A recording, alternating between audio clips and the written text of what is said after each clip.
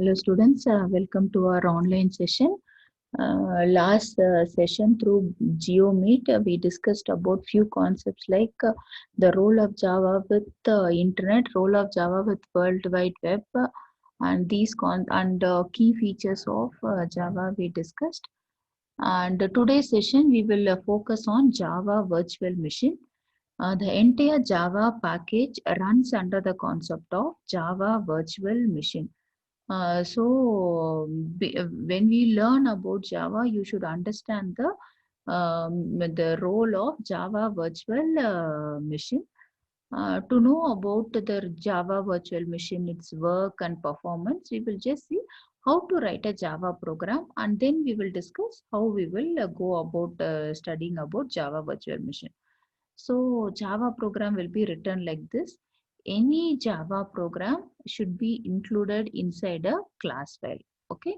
In the upcoming classes, I will tell you what is called class and other things. It's a collection of objects and entities. So every Java program has to have a word called class, and it should be in a smaller class. Okay. And followed by here simple is given. No, this is called class name. So class name. Then you have to give a open parenthesis. Then we will mention a name public static void main string of argues. This line is like your in C program main open a bracket close a bracket we will give no same concept only, but here the syntax will be public to tell that when I declare it as a public, whatever I'm going to give inside this program I can use throughout the program. When we declare it as public, so we use the word public. Static means it's like a fixed. So initially only it start up the page. Void, I think always we know no return values, and main is to indicate that is beginning of the program. Apart from that, in my main program itself, I'm going to declare a set of arrays. Arrays means I know, collection of similar data items, and nature of array is going to be string in type. So we use the word public static void main string of argues. Argues is the array name. Okay. It's not that you have to give ARGS, you can give A, B, anything, any names you can give. But since a programmer practice, we used to give ARGS and open a bracket, close. This square bracket indicates it's an array. Then one more parenthesis. Then this is a print statement in Java, system.out.println. If you can remember in a C program, we will say printf.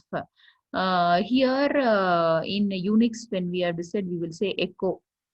Here we will use a term system.out.println and within bracket hello Java. See, this is how I will think.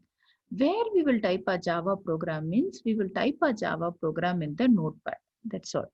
We will type the program in a notepad and save it with file name. And one more speciality of Java is whatever is the class name you mention here, that should be your file name. So file name of this program is simple, and it is a case sensitive language. Even S is given capital letter means your file name also S should be in capital letter simple.java. Okay.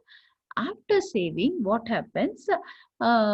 We usually every programming language it will have a compiler, and it uses a concept of compiler or interpreter. Java uses the concept of both compiler and interpreter. So first thing, once after writing a program to compile your English based language into machine understandable code, we will compile. What we will do, so we will say Java C simple dot Java. See, this is going to be my file name, and this is the Java C is a compiler. After compiling, if there is no error, to run the program, so what's happening, my English statement would have been compiled, and I would have, if no error is there, then that statement has to be executed. For executing, I give a statement called, when I compile and execute this simple.java, along with simple.java, I will create one more file called simple.class. So program will run from simple.class, not the simple.java. Okay. So to execute the program, I need to call the class file name. The syntax will be Java space simple dot, no need to give dot class, just simple if you think. you will get the output. Answer will be hello Java I have given. Here in the screen I will get a message called hello Java. Okay. Now we will see and this is the explanation I've given for the every term we use. Class is a keyword used to declare in a Java. Public is a keyword which tells that which is accessible by all the things. Static is a keyword. As I told, to invoke in the beginning only, we used to use the method called static. Void is no return type of the method. Main to represent the startup of the program.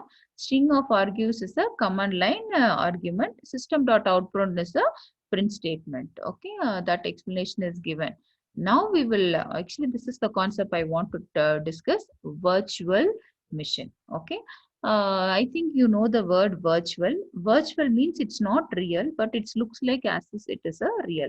So here Java also will run under concept called JVM, Java Virtual Machine. Okay. So what is virtual machine in computer terms? Virtual machine is an abstract, the system hardware of a single computer into several different virtual systems such that it makes the user feel the different environment or a platforms are independent on a single system. Even though we run in a multiple system, we feel that we are running under a single system. Just imagine when you browse net, have you ever realized our information is coming from, if you want to browse information a Google server, your Google server will be placed in USA.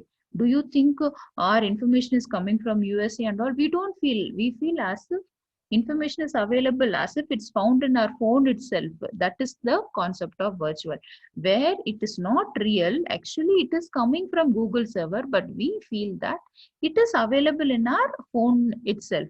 So that's how the virtual machine is designed.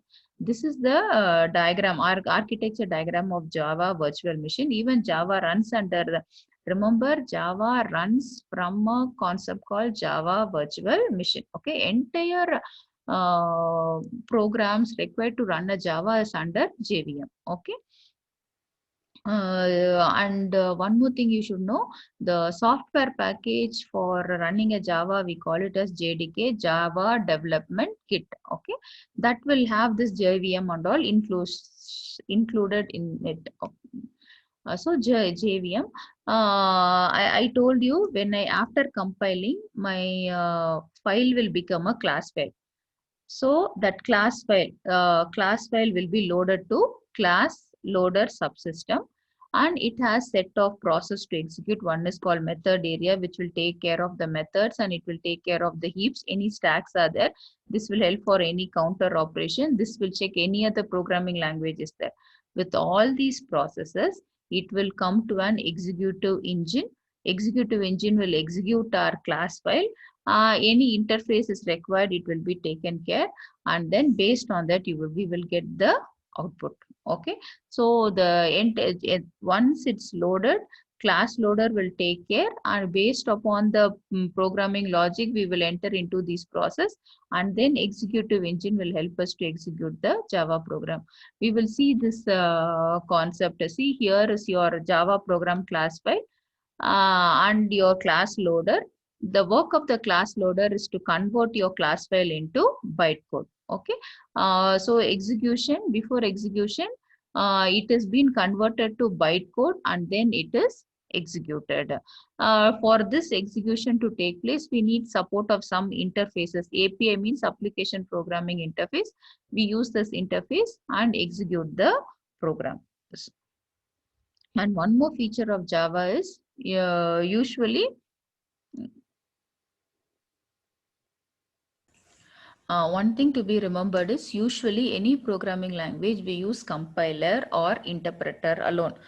For your understanding, compiler means when I can convert my English based program into machine understandable language line by line together. Sorry, line by line means interpreter. Together, when I can convert to use a machine understandable language, then I call it as compiler.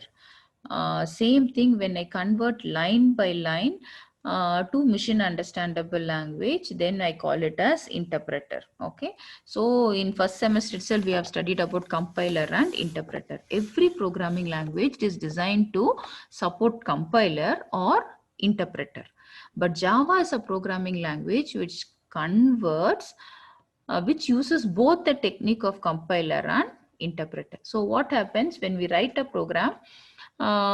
We saw in a previous example simple.java. So we write up English program. First it get compiled. For that only command is javac file name. Okay, compiled.